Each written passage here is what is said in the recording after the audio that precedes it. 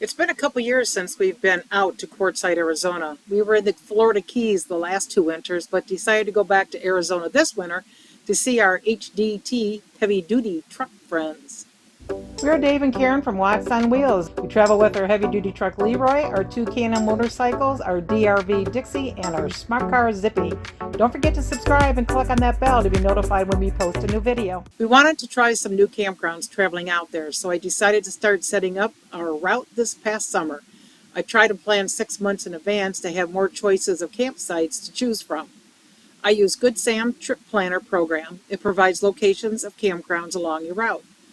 I always look for Thousand Trails campgrounds first with our membership, then Army Corps campgrounds, then private campgrounds that honor Good Sam or Passport America memberships whenever possible.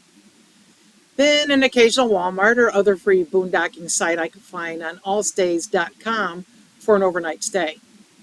Once I figure out the route, because we don't like to travel more than 3 or 4 hours at a time, I need to find campgrounds that we would fit in.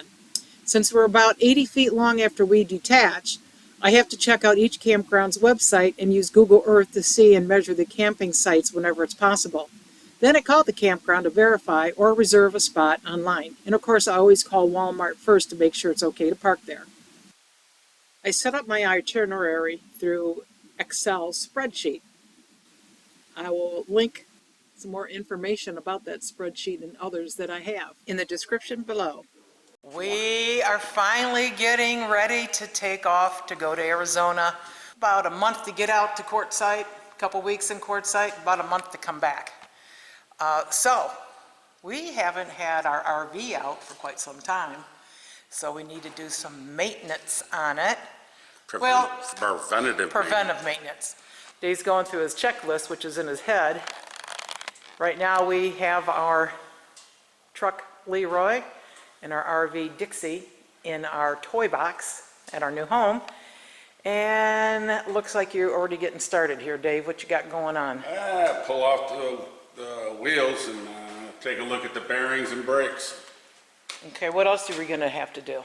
We're going to have to lubricate all the slides, check all the batteries, you name it, all the legs. Clean those all off, make sure they're running good, take care of the tote, check all the bearings and tires on the tote, make sure all the tires are up to inflation rate, check the furnace out, the hot water heater, make sure the propane's running right, stove, everything. And then, of course, you got Leroy, check all his fluids and all that. His oil just got changed about 2,000 miles ago, so I'm not worried about changing the oil. Make sure the generator's running right. Yeah, make sure everything's happening. All the lights and everything function as they should. Brakes, batteries on the Brakes, on batteries, Leroy. lights, you name it. All right, we'll see. Coolant, oil, power steering fluid, tranny fluid. So, got my hands full for the next couple days. Keep our fingers crossed. We leave soon. We leave soon.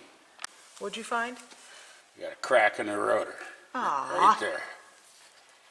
These things always crack. You can see it coming down the side. Okay, that's one. How's that one looking? This one looking all right. The noise that it's currently making, is that normal? Yeah.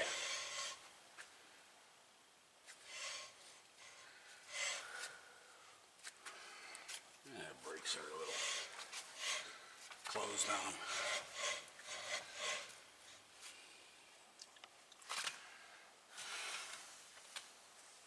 You gonna need new brakes? No, these pads look pretty good. Wow, is that pitted up? How come? I don't know. Could be from a truck wash to where they sprayed acid on the wheels when we told them not to. So, you checked the bearings on that? Yeah, I opened up the cap, looked in there, it looks all right. Didn't have to add any goop to it? Nope. And what else you gotta do to it? Oh yeah, you grab it, see if you can wiggle it at all back and forth. And it doesn't wiggle. And what kind of tires do you have here? Continental. And these are J rated? Yep, 20 ply. How you like them? So far, so good. No Good. blowouts, no nothing. Best we've had so far. Yeah. Yeah, that's the truth. Best we've had so far. That's a nifty little roll around thing you got there for the tire. It is. It saves you a lot of hassle, doesn't it? Oh, keeps you from breaking your back. That's a fact. And just line it up. Come on now. Right there. Look at that, huh? How's this side looking? That one's all right. I'm moving on to the next one right now. Bearings good? Yeah.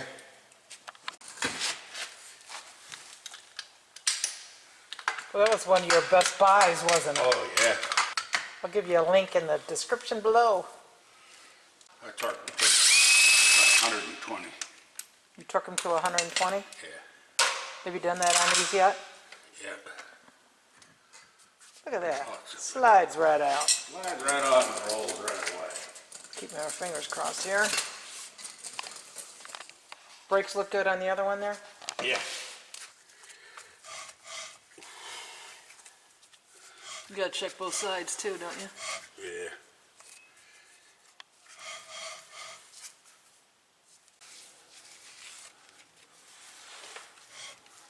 Brakes are a little stuck here from sitting so long. That looks good. Yeah? Yeah. You actually taking all the brakes off Yeah. and inspecting them? Uh-huh. So on the rotors, I know you're looking for cracks. Is there anything else you're looking for on the rotors? Just cracks. And what about the brakes? What are you looking for? Just wear? Wear and tear. What are you squeezing? Brake shoe or pad, trying to collapse the piston in there a little.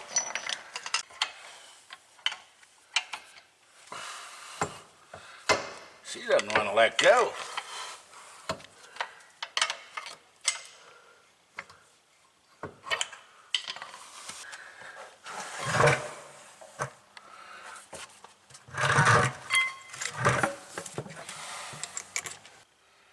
And we still got a lot of wear left on those things. Not a pad? Yeah, see the seam down the middle? Yeah. You can What do you- still see it. Yep, when you don't see it, that's when you're in problem. That's when you got trouble. Ooh, this bearing sounds a little rough. Was there usually no sound? Yeah, usually. You don't want to see that. What's that mean? Bearing's been wearing. I'll have to get into that.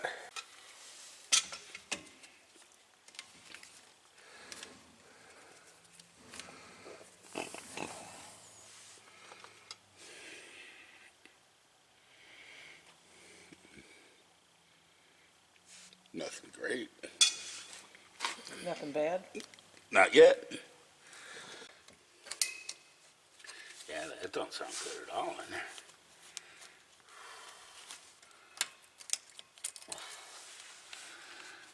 Retaining clip. Looks like there's water in there. And water has a way of finding its way into everything.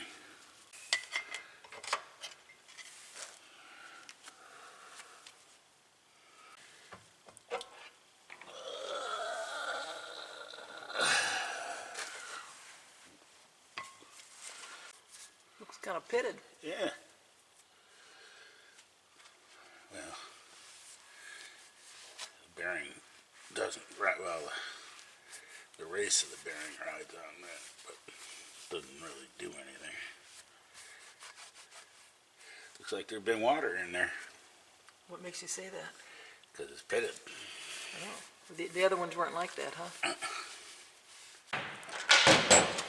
There's the front bearing. I've seen better looking. What's making you say that? It just looks a little chewed up. What would chew it up? Dirt, bad bearing, just wear and tear, Water. water. You can feel the grit. Oh, really? Yeah. It's not supposed to be gritty. That's pretty rough. They're all pitted, real time, big time. That's the only one though, huh? Of all the wheels, yeah. So you pulled them out on all of them and looked at them? Or you could just tell by... I could tell by rolling that around. Which means I gotta pull the seal, which means I gotta get new seals.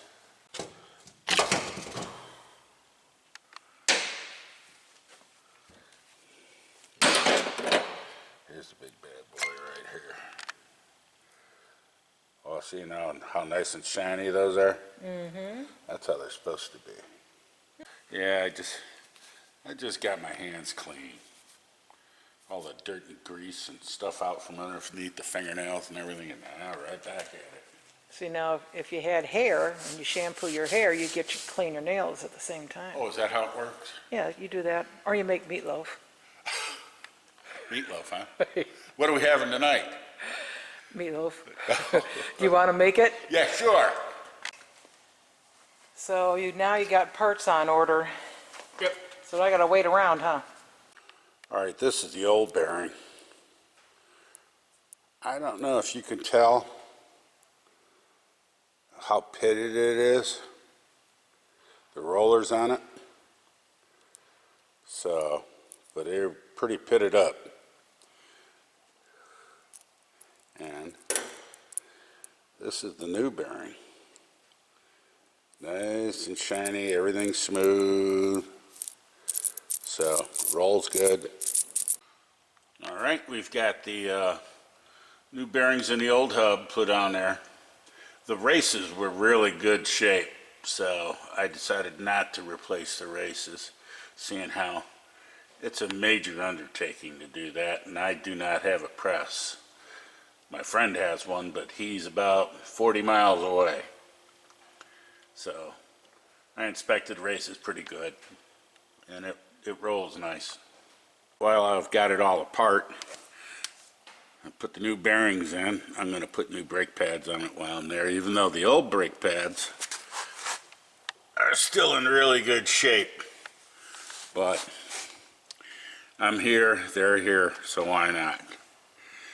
And I'm putting on D-Max semi-metallic brake pads. And it's for 7 and 8K axle. And right there is the part number, if anybody's interested. As you can tell, I still had a whole lot more meat on those. A little crumbly around the edge there, but you know, I might keep those around just for emergency use only. There's the new pad versus the old pad. The only difference is it has these two locator pins where this had the spring on the outside. And that spring made it real difficult to get that pad in and out. And the new pad seems to be able to just put it in there, and you have those little, line it up like that, and you have those little pins that go in the holes, and this little retainer clip right here just snaps in. A lot better way to put that in there. What I'm doing with the brake caliper now is these pins right here that bolted on. They are like this, and they go through the caliper, and the caliper has to slide on those things back and forth every time you stop. If they seize up in there, the pad always rubs on the rotor a little bit and wears your pads out prematurely. So what you want to do is down in the hole right here where this goes through, you want to use, or at least I use, caliper grease on it. And it lets the caliper slide back and forth and keeps it lubricated so it doesn't seize up on you. Alright, we got the new brake pads in. They were a snap to put in. A lot easier than the old style. And before I put the caliper back on, I like to put a little anti-seize right here on this edge and on this edge. And that allows the caliper to ride back and forth here without getting stuck. Caliper, rotor on, all new bearings, looking good. Look at that. Perfect. No play, no wiggle, no nothing. And there you go. Put all back together again. Here's a rotor. And right there you see a crack.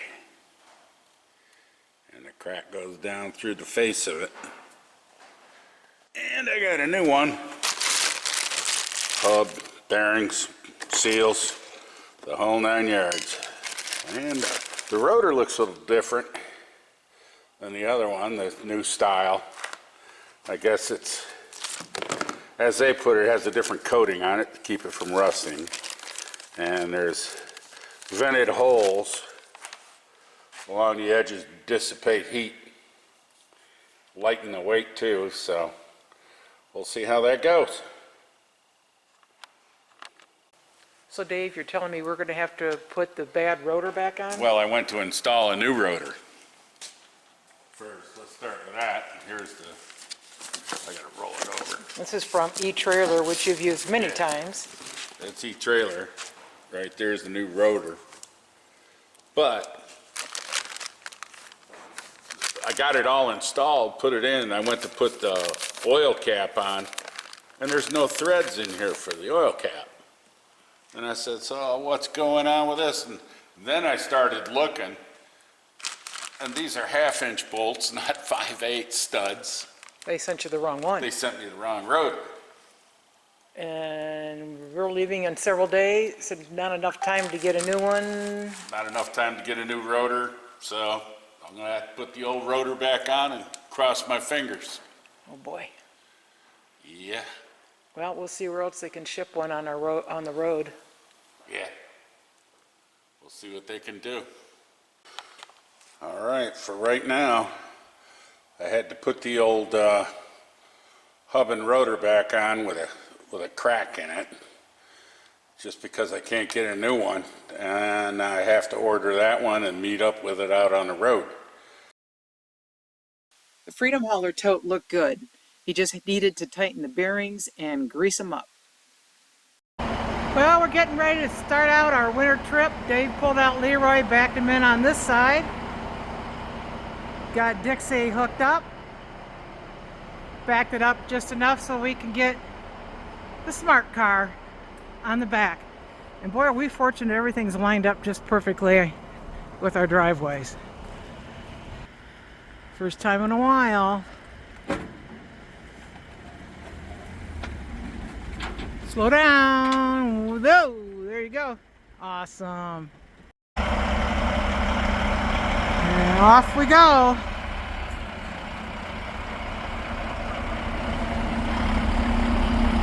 Man, that's close.